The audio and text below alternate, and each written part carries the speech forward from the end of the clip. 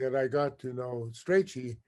And so I decided that after I had accepted the offer from Princeton, that I would ask for the first semester on leave so that I could work with Strachey. And that's how I went to Oxford to work with him at his programming research group in the fall semester of 1969. Ah, So, of course, there was a lot of activity. I also met Landon then, who was close associate of Strachey. But a key thing that motivated me before I got to Strachey came from the thesis of Richard Platek at Stanford. Claney had gone on from ordinary computation to infinitary computation because he was interested in descriptive set theory and higher order operators. And so Richard Platek had transferred that into working on partially ordered spaces of functionals, and I was one of the advisors on his thesis, and so I had a lot of that there. Of course, much earlier, Claney had pointed out that if you take ordinary recursion and think of operators, they have a finitary principle that any single value of an operator on functions is obtained by only a finite amount of information about the input function that you're putting on. So after I met Strachey and found out that he was depending so much in a very formal way on type-free lambda calculus, I told him it would be much better if you thought about operators typed. In other words, you start with, say, partial functions, and then you think of functionals mapping partial functions to partial functions, and that formulation could be set up in a way analogous to what Platek was using for the infinitary computations.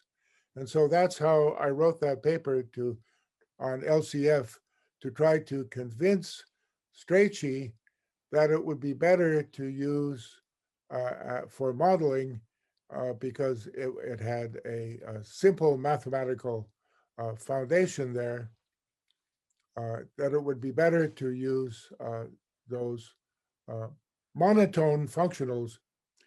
But then in November of that year, I think it was a Saturday morning, I was lying on the bed in the guest room of the flat that we rented in Oxford. I oh, thought to myself that morning in November that, wait a minute, I know for all these functions of functions of functionals of functionals that I wrote about in the LCF paper, that at each level, there's a notion of finite amount of information.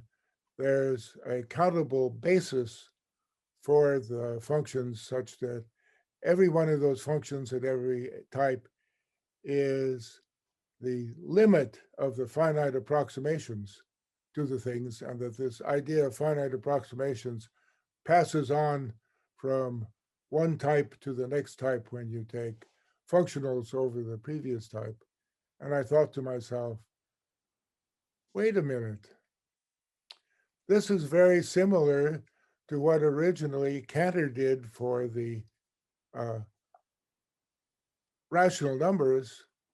The rational numbers as a ordered set can be thought of as the limit of finite ordered sets. As you subdivide things into smaller and smaller pieces, eventually you get the uh, infinite set as the limit.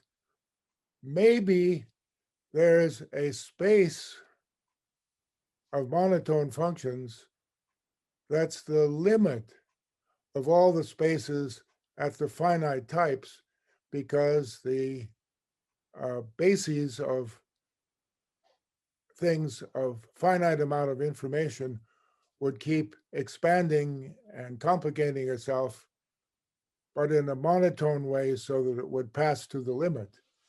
And so I realized that there must be a limit space. And then I worked out the details of that very shortly. But then this provided a model for the lambda calculus in the model based on principles of recursive function theory that were well understood.